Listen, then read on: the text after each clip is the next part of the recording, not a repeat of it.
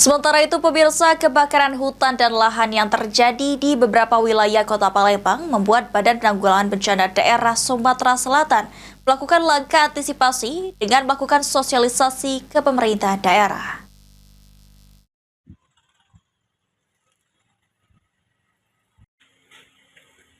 Puncak musim kemarau hingga saat ini masih melanda wilayah Sumatera Selatan.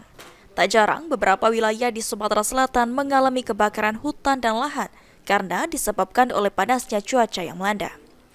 Akhir-akhir ini terjadi kebakaran hutan dan lahan yang melanda wilayah Tanjung Barangan dan Alang-alang Lebar dengan alat seadanya sembari menunggu bantuan dari tim pemadam kebakaran.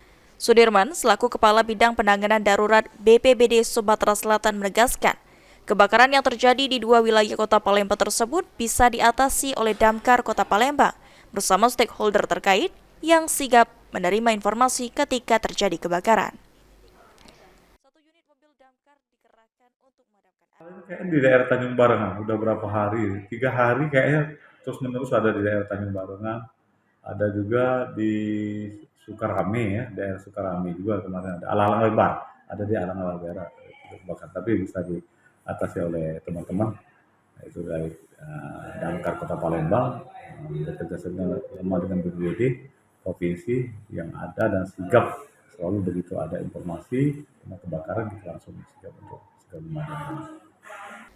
Untuk mencegah agar tidak terjadi kebakaran hutan dan lahan di Kota Palembang, Badan Penanggulangan Bencana Daerah Sumatera Selatan akan melakukan sosialisasi dan himbauan kepada pemerintah daerah untuk disampaikan kepada masyarakat.